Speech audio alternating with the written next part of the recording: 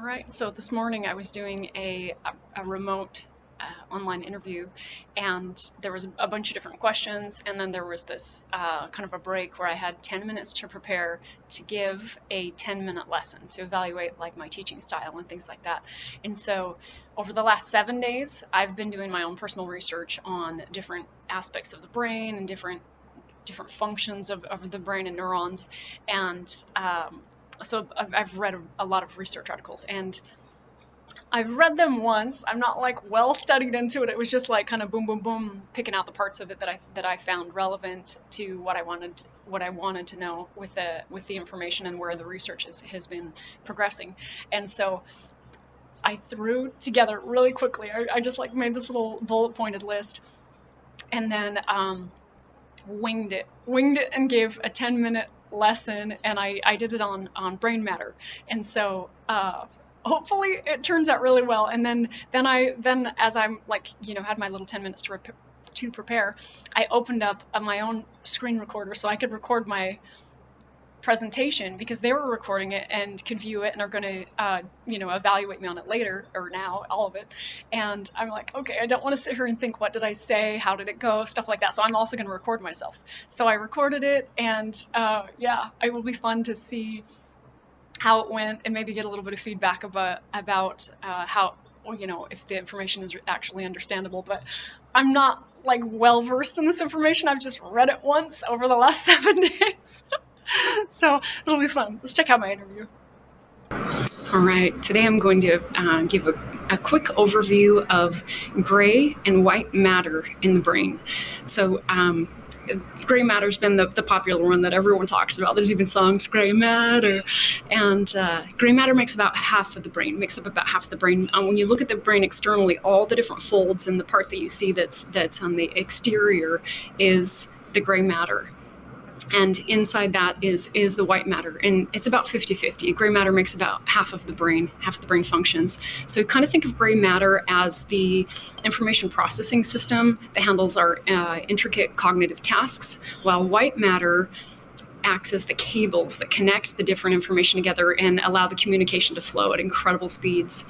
So the differences are the axons. So you've got the little neuron, and you've got the single axon that goes down, and that's gray matter. It's nice and thin. Information travels from neuron to neuron through the axons. Now, white matter is different. It's got the neuron, and the axon goes down, and there's these little teeny nodes of myelin. Myelin is a waxy substance which also creates the white color that you see, or the white difference in the tissue. And about every millimeter, there's a gap. That's why these myelin sheaths are called nodes. And the information can travel in these nodes at incredible speeds. And instead of the information traveling all the way down, it can go through these nodes, and these nodes can pass information even faster to other nodes, which is how you process like incredibly fast information. Like a lot of your instinctual responses are processed. Like you'll pull away because it's hot before you think, oh, that's hot, right? Your body, your nerves, the processing information already realized, like, protect your body. So it's quite fascinating. And so the white matter develops differently. So it starts developing when you're born slowly, and it peaks around age 11 or 12. That's like the peak, the density, the bulkness of your white matter. And then it will continue developing into your 20s and 30s, and then it will even subtly continue until your 50s. And that's what research is showing at this time. And it could go longer, but that's what we're seeing at this time. And then overall, it will begin to decay with age, but it doesn't have to. But that's just the trends we're seeing. And then so it's quite fascinating. The myelin coats those nerve cells, those axons, and I'm sorry. As it coats those, it can have many layers. So it's not just one little teeny sheath or one little teeny coating, it can have up to 150 layers, kind of like the rings of a tree. If you sectioned it and looked down into each little myelin sheath node, it could look like the rings of a tree, like 150 of them. And each one of those layers is also capable of processing the electrical impulses through the axons and through the brain. So the thicker and healthier the myelin sheaths are on those nodes, the more capable you are of processing, or people are of processing the information. And so this has been helpful to realize there's a lot of illnesses that they can do scans and diagnose. So they'll look for issues with MS or several different diseases, the Guillain-Barré syndrome, multiple sclerosis, MS.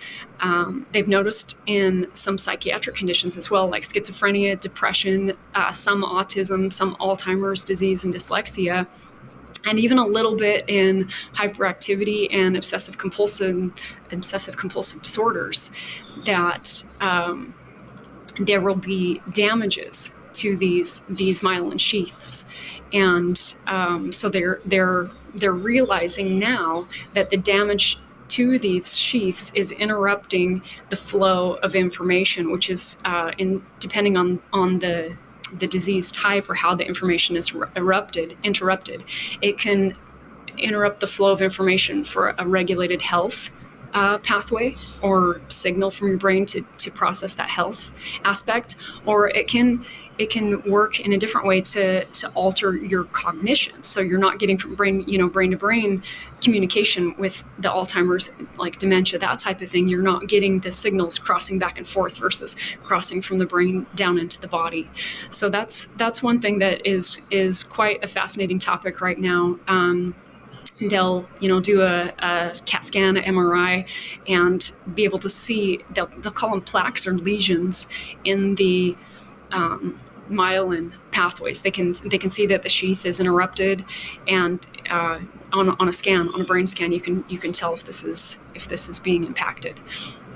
And so I'm not sure if science is catching up with the pace of, first science figures out what something is, then figures out how it works, and then it figures out or attempts to figure out what can we do about it, right? What can you do to increase your white matter? Is there anything that we can do at this time? We have beautiful procedures right now called diffusion tensor imaging that were based on MRI technology, and it can literally, it's quite amazing. It'll map the flow of information coming through the brainstem and up into the areas of the brain, so they can quite accurately measure where and map where this information is going, and detect which areas are damaged, which is just helping right now do the foundational knowledge of what is happening within the white matter and what areas may be contributing to different illnesses. And it's just absolutely fascinating. And so there's also a correlation between white matter and IQ. So the more white matter that you have, the higher your IQ, which would make sense, because if you can process information more rapidly, or I shouldn't say process, because the gray does the processing, but the white is your cables, right? That's how it gets the information moving, and the speed at which information can move. And so if you've got thicker, stronger, faster cables, kind of think of it as your internet, right? We went to the dial-up, or we started with the dial-up, where we had this slow information of processing, and then we went to these fiber optics, right? These incredibly fast information that's coming, and now we're even faster. We've got satellite internet just booming it right down to us, and so kind of think of it as that way. You've got the gray single axon information coming down to kind of your dial-up. It processes, works things. It is very important still. The gray matter is still incredibly important, but then the white matter is how fast and where you can get information to. And so I hope that makes sense about white matter, and that you're actually excited about your gray and white matter. And it's really fascinating. We'll just continue to keep up with the science and watch the research and see what they find that can be helpful in keeping white matter healthy. I know that there's a few different pharmaceuticals that they've been trying for dementia and Alzheimer's and for multiple sclerosis. But I think at this point it's to just slow down decay versus repair and grow. And I feel like that's the direction that the research and the science will get to. So yeah, that kind of the overall is just remember your gray matter is all on the surface, single axons. It's your information processing systems and all of our cognitive tasks. And the white matter is the internal parts of the brain, and it's the cables that connect the components together and allow the communication, the information flow. And it's got the axon with the little myelin nodes on it, the little waxy white myelin nodes, which makes the information have all these different pathways, boom, boom, boom, information instead of one single information flow.